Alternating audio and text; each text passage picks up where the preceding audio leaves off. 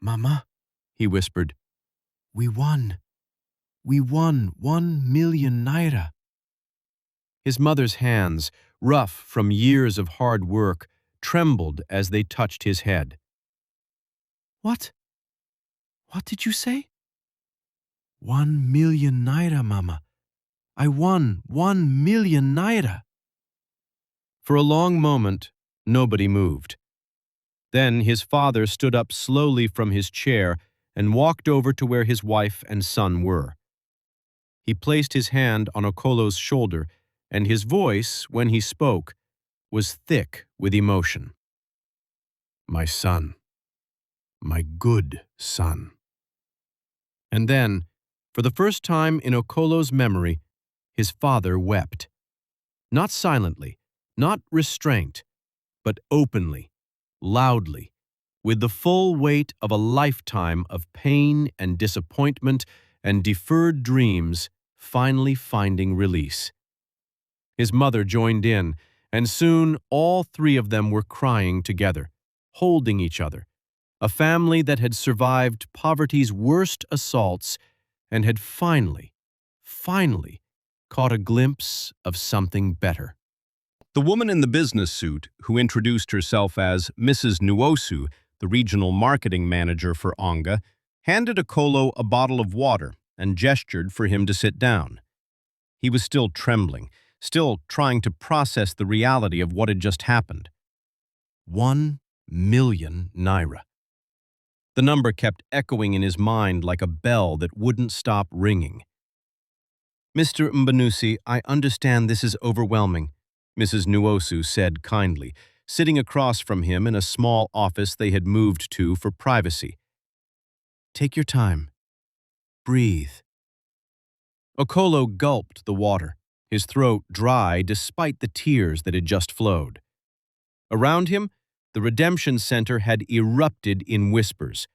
Word was spreading fast that the barrow pusher had won the grand prize. He could hear snippets of conversation from outside the office door. A barrow pusher? Can you imagine? God is really wonderful, oh. Maybe I should start collecting sachets too. Mrs. Nuosu opened a folder and pulled out some documents. We'll need to verify your information and process the paperwork for your prize. But first, if you don't mind, we'd like to conduct a short interview. Onga loves to share the stories of our winners, to show people that the promotion is real and that anyone can win. Would that be all right? Okolo nodded, still not trusting his voice. A young man entered the room carrying a video camera and a small microphone. We're ready when you are, Ma, he said to Mrs. Nuosu. Excellent. She turned back to Okolo with an encouraging smile. Just relax and be yourself. Tell us your story. Tell us how you came to enter the promotion. The camera's red light blinked on. Okolo stared at it, suddenly aware of how he must look. Worn clothes, dusty slippers, the unmistakable mark of poverty written all over him. A few months ago, he would have been ashamed. But now, sitting here as a winner, as someone who had beaten the odds, he felt something different. He felt proud. Mr. Mbanusi, Mrs. Nuosu began, her voice taking on a professional tone for the camera. Congratulations on winning 1 million naira in the Onga Collect and Win promotion. How does it feel? Okolo took a deep breath. It feels unreal, like I am dreaming. But if I am dreaming, I don't want to wake up. Mrs. Nuosu laughed warmly.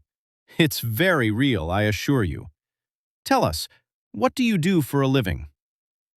I am a barrow pusher at Ogbete Main Market. He said it clearly, without shame.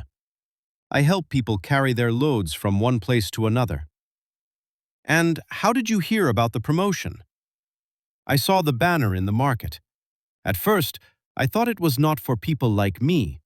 But then I thought, what if? What if I try? So I started collecting the sachets. Where did you get the sachets from? Okolo's face brightened as he thought of the people who had helped him. From everywhere. From the ground, from food sellers who saved them for me, from restaurants. There is one woman, Mama Adeze. She helped me very much. She believed in me when others didn't. Mrs. Nuosu nodded approvingly. And this is your second time redeeming sachets, correct? The first time you won airtime? Yes, Ma.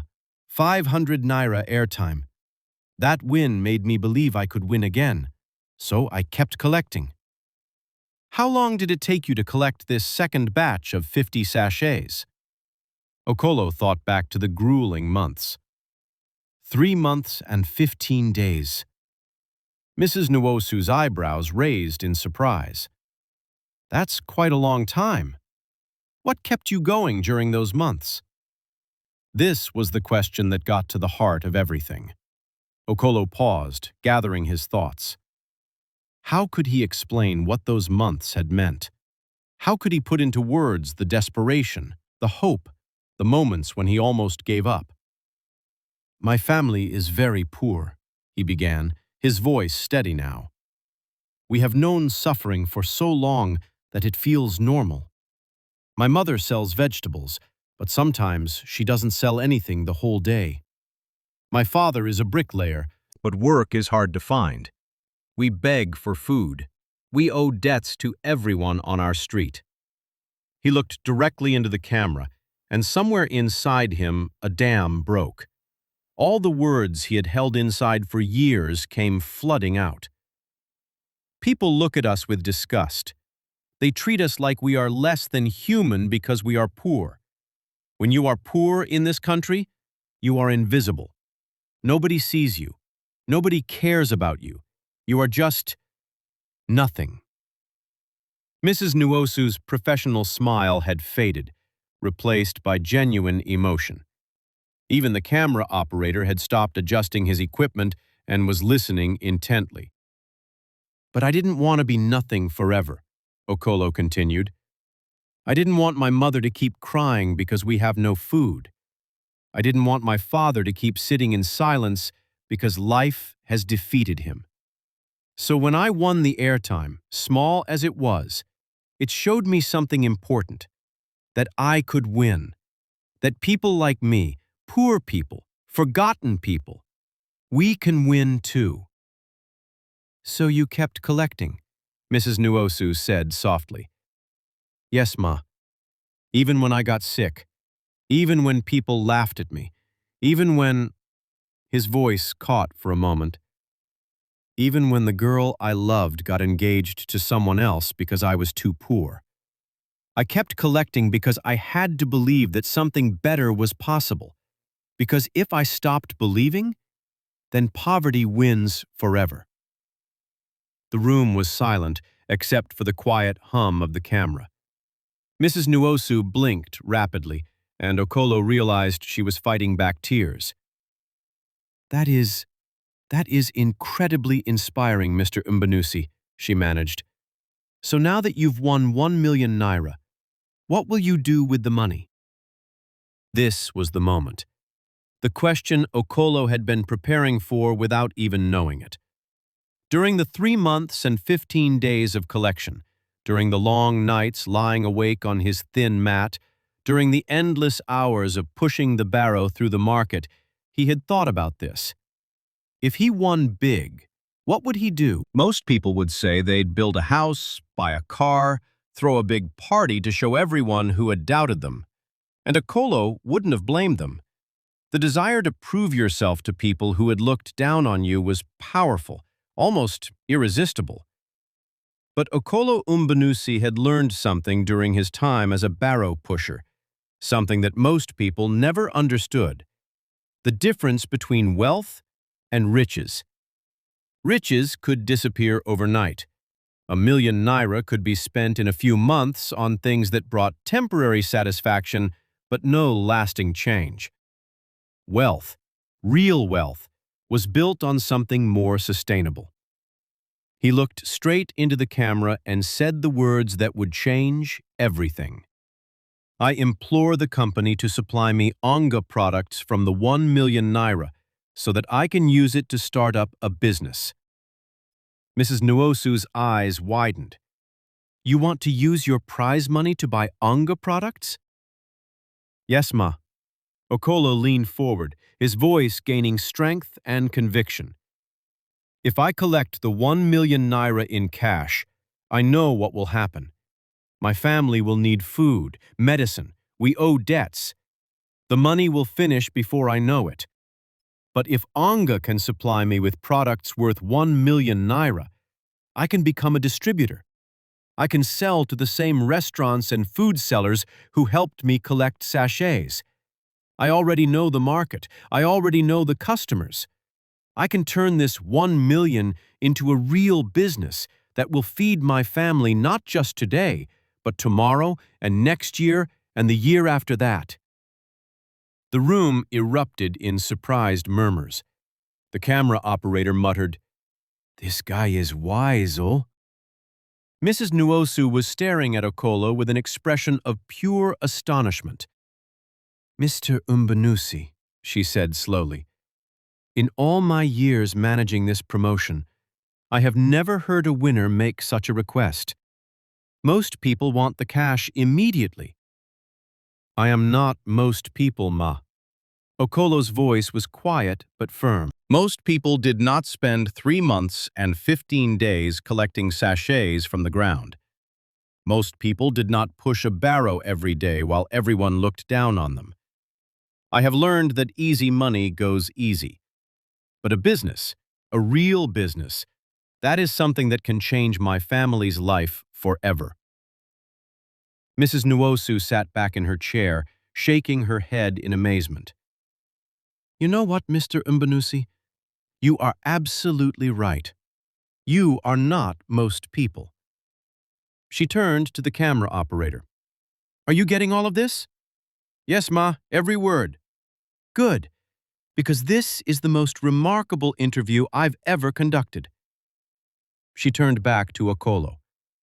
"I cannot make you any promises right now about whether we can fulfill your request. That decision will have to come from higher up in the company. But I will personally ensure that your request reaches the managing director. What you've proposed shows extraordinary business sense, and I think Onga would be foolish not to support such a wise investment." Okolo felt tears threatening again, but he blinked them back. "Thank you, ma. Thank you so much." The interview continued for a few more minutes, with Mrs. Nuosu asking about his dreams for the future, his message to other young Nigerians facing hardship, his plans for the business if Onga agreed to his proposal. With each answer, Okolo felt himself growing more confident, more articulate. The barrow pusher was transforming before their eyes into a businessman, an entrepreneur, someone with vision and purpose. When the camera finally stopped recording, Mrs. Nuosu stood and shook Okolo's hand firmly. "Mr. Mbanusi, regardless of what happens with your request, you have already won something more valuable than 1 million naira. You've won respect. Mine, certainly, and I believe soon, many other people's as well." She handed him a card. "This has my direct number. Give me 1 week. I will take your proposal to the managing director myself. In the meantime, We'll process your winnings.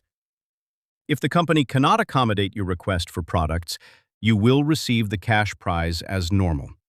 Either way, you are a millionaire." A millionaire. The word felt foreign in connection to his name. Okolo Mbanusi, millionaire. It didn't compute. As he left the redemption center that afternoon, Okolo felt like he was floating.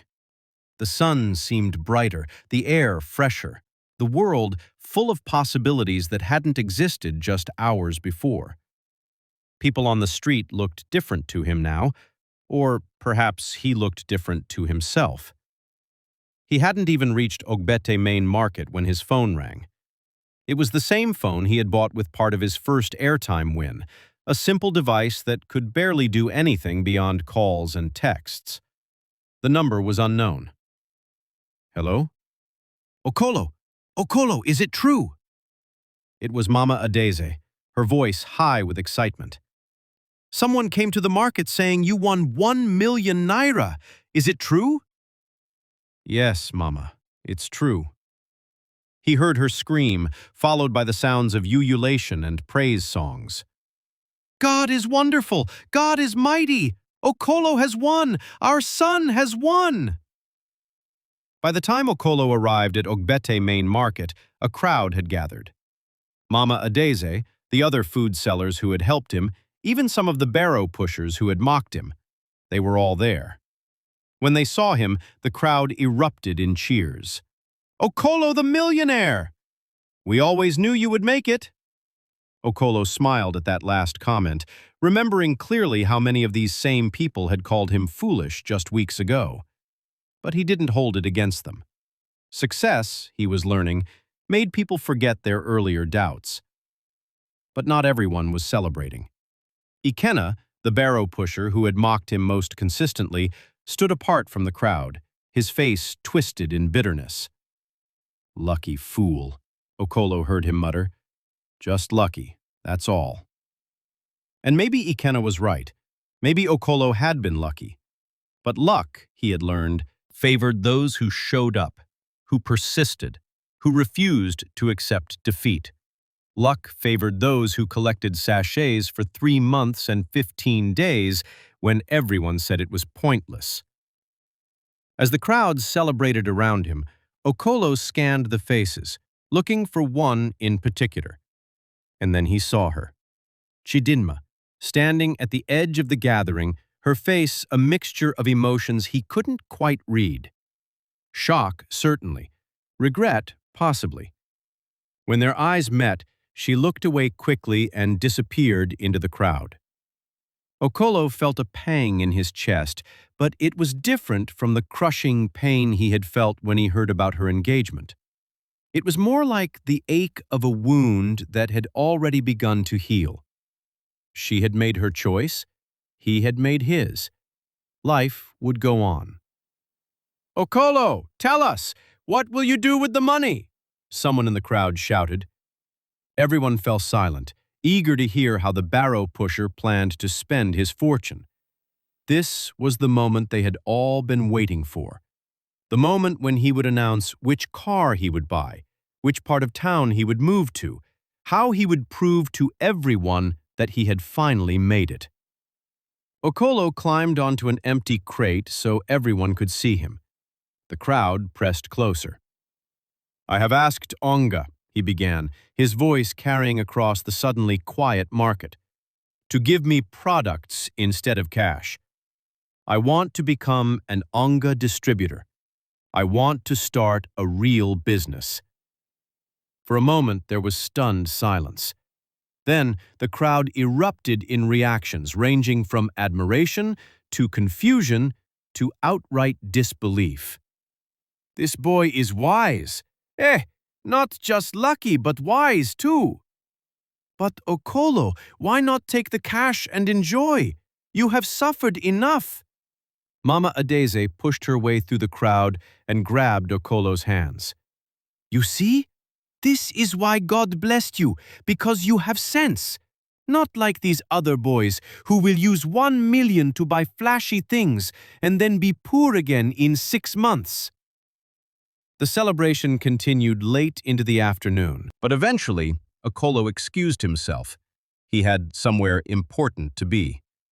He needed to go home and tell his parents that their lives were about to change forever. The walk home felt longer than usual, perhaps because Okolo kept stopping to process what had happened. He was a millionaire. He had made a request that could turn him into a businessman. He had given an interview that Mrs. Nwosu said would be shared widely. Everything was changing so fast, it felt like he was living someone else's life. When he finally reached their small room, he found his parents exactly as he had left them that morning. His mother preparing their meager dinner, his father sitting in his chair, staring at nothing. They looked up when he entered, their faces showing the cautious hope of people who had learned not to expect good news. "Okolo? How did it go?" his mother asked. Okolo couldn't speak. The enormity of the moment overwhelmed him. He simply walked over to his mother, knelt before her, and placed his head in her lap, as he had done when he was a small boy. "Mama," he whispered, "we won. We won 1,000,000 naira." His mother's hands, rough from years of hard work, trembled as they touched his head. "What? What did you say?" "1,000,000 naira, Mama. I won 1,000,000 naira." For a long moment, nobody moved. Then his father stood up slowly from his chair and walked over to where his wife and son were. He placed his hand on Okolo's shoulder, and his voice, when he spoke, was thick with emotion. "My son, my good son." And then, for the first time in Okolo's memory, his father wept. Not silently, not restrained, but openly, loudly, with the full weight of a lifetime of pain and disappointment and deferred dreams finally finding release. His mother joined in, and soon all three of them were crying together, holding each other, a family that had survived poverty's worst assaults and had finally caught a glimpse of something better. Later that evening, after the tears had dried and they had talked about what the money would mean, Okolo told his parents about his request to Onga. His father's response surprised him. "You want to start a business, not just take the money?" "Yes, Papa. I want to build something that will last." His father stared at his son for a long moment, then slowly nodded. "You are smarter than I ever was, Okolo. When I was your age, if someone had given me money, I would have spent it trying to prove something to people who didn't matter.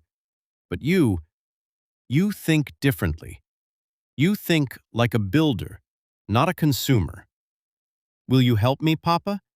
If Onga agrees, will you help me run the business?" His father's eyes widened. "Me?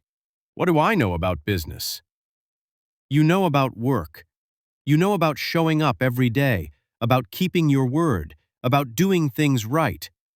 That's what I need." For the first time in years, Okolo saw something flicker to life in his father's eyes. Purpose, hope, a reason to stand up straight again. "Yes," Papa Okolo said firmly. "Yes, I will help you." As night fell over Enugu, the Mbanusi family talked late into the evening, making plans, dreaming dreams that suddenly seemed possible. They didn't know yet if Onga would approve Okolo's request. They didn't know what challenges lay ahead. But they knew this: something fundamental had shifted. The impossible had become possible. The barrow pusher had become a millionaire, and a family that had lived in the shadow of poverty for generations had finally stepped into the light. The wait for Onga's decision would be agonizing, but whatever happened, Okolo Mbanusi had already won something more valuable than money. He had won back his belief in himself. And sometimes, that is the greatest victory of all. Do you like this story? And where are you watching from? Like, subscribe, and share. Thank you.